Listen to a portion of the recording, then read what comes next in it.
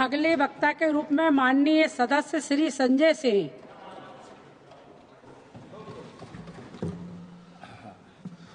धन्यवाद महोदय, आपने मुझे इस अति महत्वपूर्ण बिल पर अपनी बात कहने का मौका दिया। मैं सरकार का पक्ष सुन रहा था और उनकी चिंताओं को सुन रहा था और इस बिल का मकसद जो उन्होंने बताया वो सुन रहा था।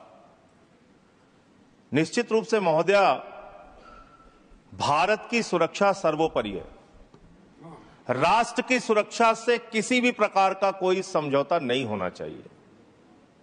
देश के अंदर किसी को भी अवैध तरीके से घुसपैठ करने की इजाजत नहीं होनी चाहिए। देश के अंदर कहीं भी अवैध घुसपैठिया नहीं होना चाहिए। लेकिन पिछले 11 साल से इस देश के अंदर आपकी सरकार है। ज्यादातर राज्यों में डबल इंजन की सरकार है। डबल इंजन की सरकार है। ऊपर भी मोदी जी, नीचे भी मोदी जी, ऊपर भी मोदी जी, नीचे भी योगी जी, ऊपर भी मोदी जी, नीचे भी हेमंत बिस्व शर्मा जी। चारों तरफ महामानव की सरकार महोदया, महामानव की सरकार। वो तो अवतार भी कहते हैं अपने आप को, और उस अवतार की सरकार में घुसपैठ हो जा रही है। 11 साल से हिंदुस्तान के अगर किसी कोने में अवैध घुसपैठिया है, अवैध रूप से कोई नागरिक रह रहा है, तो उसके लिए सीधे तौर पे भारतीय जनता पार्टी की सरकार और प्रधानमंत्री नरेंद्र मोदी जिम्मेदार है, कोई दूसरा जिम्मेदार नहीं है। बॉर्डर की सुरक्षा महोदया किसके पास है? बॉर्डर की सुरक्षा गृह मंत्रालय के पास है। बीएसएफ लगी हुई है वहां पे। चीन घुसपैठ कर रहा है। हम लोग चिल्लाते हैं, बोलते हैं, आपको उसके बारे में बोलने की फुर्सत नहीं। गलवान घाटी में हमारे 20 जवान शहीद हो गए, लेकिन शर्म आती है उस चीन के साथ आपने अपना व्यापार बढ़ाने का काम किया है, हिंदुस्तान का रुपया उन तक पहुंचाने का काम किया है। देश के बॉर्डर की सुरक्षा आपके जिम्मे है। मैं बड़ा हास्यास्पद तर्क सुन रहा था, बहुत ही हास्यास्पद तर्क। यहां टीएमसी के हमारे मित्र बैठे हुए हैं, कह रहे थे बॉर्डर लगा हुआ है बंगाल के साथ, बॉर्डर लगा हुआ है आसाम के साथ, त्रिपुरा के साथ। उस समय कांग्रेस की सरकार थी, टीएमसी की सरकार थी, फला थी, ढिमका थी। आधार कार्ड बन गया। आधार कार्ड बन गया, इसलिए उसी आधार कार्ड ने सब गड़बड़ कर दिया, और उसी आधार कार्ड की वजह से एक बांग्लादेशी घुसपैठिया बंगाल से चला, आसाम से चला, त्रिपुरा से चला, झारखंड पार किया, बिहार पार किया, यूपी पार किया, दिल्ली आ गया। और ये बेचारे देखते रहे, इन्होंने कुछ नहीं किया। और मल्लिकार्जुन खड़गे जी भी बैठे हुए हैं, ये भी राज्य में मंत्री रहे हुए हैं। माननीय लोपी साहब, प्रमोद तिवारी जी भी राज्य में मंत्री रहे हुए हैं। इन दोनों से भी पूछ ले सरकार के लोग, ये भी आपकी मदद कर देंगे। किसी राज्य के अंदर कोई व्यक्ति आ गया तब उस राज्य सरकार की जिम्मेदारी होती है, लेकिन मुझे लगता है आजकल पूरा का पूरा गृह मंत्रालय सुपरमैन की पिक्चर देख रहा है। पूरे भाजपाई सुपरमैन की पिक्चर देख रहे हैं। और कैसे देख रहे हैं? 50 किलोमीटर की सुरक्षा बीएसएफ के पास है। बंगाल में 50 किलोमीटर की सुरक्षा बीएसएफ के पास है। एक बांग्लादेशी खड़ा होता है, उस बॉर्डर पे खड़ा होता है जहां बीएसएफ होती है, जहां गृह मंत्रालय होता है, छलांग लगाता है वो व्यक्ति, 50 किलोमीटर छलांग मार के सीधे ममता जी के पास पहुंच जाता है। कहता ममता जी आधार कार्ड दे दीजिए। ये हो रहा है क्या? 50 किलोमीटर आप नहीं रोक पा रहे हैं, अपनी नाकामी आप नहीं बता रहे हैं। आसाम के अंदर, त्रिपुरा के अंदर, बंगाल के अंदर जो बॉर्डर है वो आपके जिम्मे है, और उसकी सुरक्षा के साथ खिलवाड़ आपने किया है, गृह मंत्रालय ने किया है, भारतीय जनता पार्टी की सरकार ने किया है। आप अपने दोस्त राज्य सरकारों के ऊपर मरते हैं। अरे आधार कार्ड तो तब आदमी मांगेगा जब राज्य की सीमा में घुसेगा। जब 50 किलोमीटर सीमा की सुरक्षा आपके जिम्मे है तो आप क्या कर रहे थे? आपकी सरकार क्या कर रही थी? और वो बांग्लादेशी सुपरमैन है, वो सीधे 50 किलोमीटर फांद के आएगा, सीधे पहुंच जाएगा 50 किलोमीटर के बाद ममता जी के पास, हमें आधार कार्ड दो। ये कैसा तर्क है? ये कैसा तर्क है? और आपने कहा भारत के अंदर कोई भी नागरिक अवैध पासपोर्ट, अवैध वीजा लेके नहीं रह सकता। लेकिन मैं दूसरी बात आपसे पूछना चाहता हूं, इसका मैं समर्थन करता हूं, बिल्कुल नहीं रह सकता।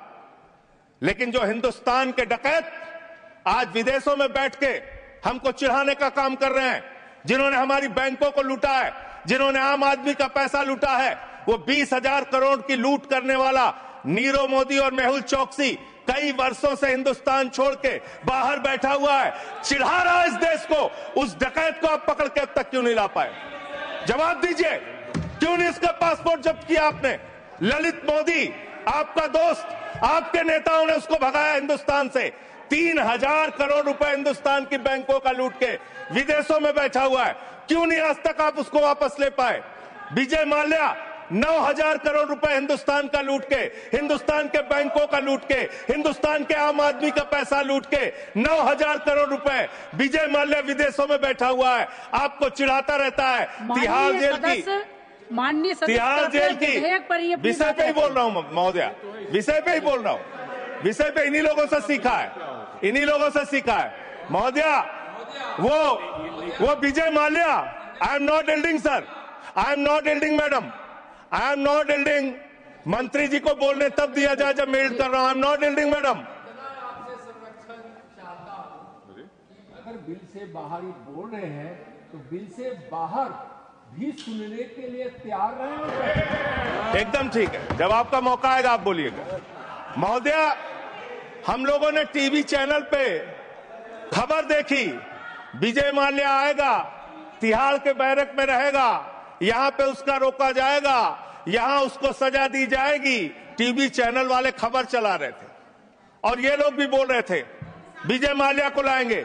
9,000 करोड़ रुपए की लूट करने वाला विजय माल्या आज विदेशों में बैठ के चिढ़ा रहा है।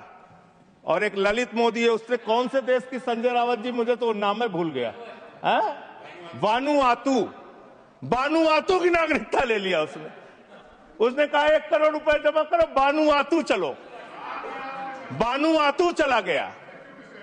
अरे हिंदुस्तान, नितिन संदेशरा 6,000 करोड़ रुपए हिंदुस्तान का लूट के विदेशों में बैठा हुआ है, आपको चिढ़ा रहा है।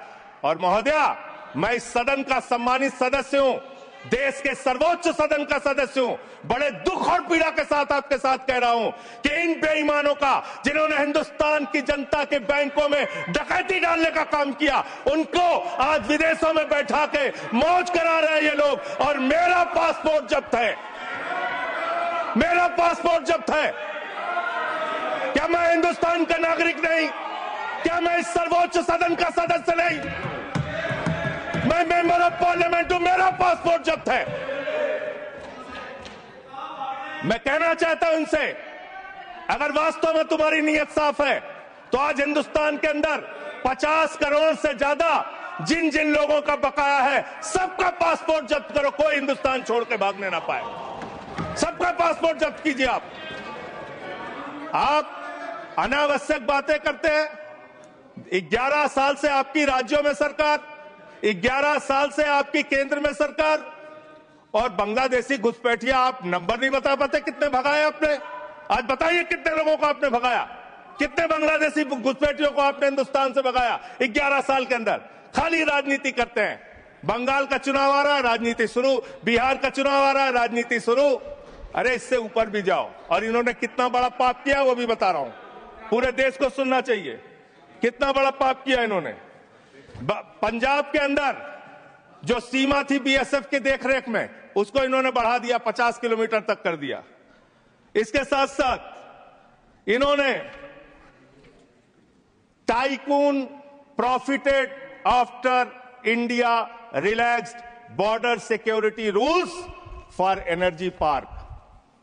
एनर्जी पार्क बनाने के लिए पाकिस्तान की सीमा में, गुजरात के अंदर भारत की सुरक्षा कानूनों में रिलैक्स देने का काम इस अपराध इस सरकार ने किया है अपने एक दोस्त को एनर्जी पार्क का ठेका देने के लिए, उसका फायदा पहुंचाने के लिए, उसका धंधा कराने के लिए, देश की सुरक्षा के साथ अपने दोस्त को फायदा पहुंचाने के लिए, अडानी को फायदा पहुंचाने के लिए आपने बॉर्डर की सुरक्षा पे, वहां के कानूनों पे रिलैक्स देने का काम किया। कितने शर्म की बात है, कितने शर्म की बात है। एक दोस्त के लिए देश की सुरक्षा के साथ आप समझौता करते हैं। आप बोलेंगे आप वो लोग हैं जिन्होंने हमारे भारत के नागरिकों का अपमान किया। अमेरिका ने 144 करोड़ की आबादी वाला हिंदुस्तान, दुनिया का सबसे बड़ा लोकतंत्र हिंदुस्तान, दुनिया में भारत की बात जब आती है तो राष्ट्रपिता महात्मा गांधी से हमारी पहचान, भारत की बात जब आती है तो गौतम बुद्ध से हमारी पहचान, बाबा साहब डॉक्टर भीमराव अंबेडकर के संविधान से हमारी पहचान। लेकिन मुझे शर्म आती है कि हमारे नागरिकों को अमेरिका ने हाथ में हथकड़ी, पैरों में बेड़ी बांध के हिंदुस्तान की धरती पे पहुंचाया और आपको शर्म नहीं आई। आप हंस रहे थे, आप मजाक उड़ा रहे थे हमारे नागरिकों का। और हिंदुस्तान के अंदर जो हमारे नागरिक लाए गए अमृतसर के अंदर, उनको हथकड़ियां बांध करके जब उतारा गया, मान्यवर महोदया, जब उनको उतारा गया तो प्रधानमंत्री भी वहां उस वक्त थे, लेकिन उन्होंने सवाल नहीं खड़ा किया। जब उनको यहां उतारा गया उसके बाद उनको कैदियों के वैन में बैठा के हरियाणा छोड़ा गया। ये कर रहे हो आप लोग, ये कर रहे हो आप लोग। बॉर्डर की सुरक्षा के साथ सबसे ज्यादा खिलवाड़ करने का काम इस देश में, घुसपैठियों को सबसे ज्यादा पनाह देने का अब पाप अगर किसी पार्टी ने किया है तो उस पार्टी का नाम है भारतीय जनता पार्टी और उस सरकार का नाम है मोदी सरकार और उसका गृह मंत्रालय। फालतू की बातें मत करो, फालतू की बातें करना बंद करो। देश के अलग अलग दुनिया के अलग अलग हिस्सों में अगर इस देश की बैंकों को लूटने वाले चंद पूंजीपतियों को बिठाने का, मौज उड़वाने का अपराध अगर किसी ने किया है तो नरेंद्र मोदी की सरकार ने किया है, एनडीए की सरकार ने किया है, आप लोगों ने किया है। आपको बोलने का कोई अधिकार नहीं है।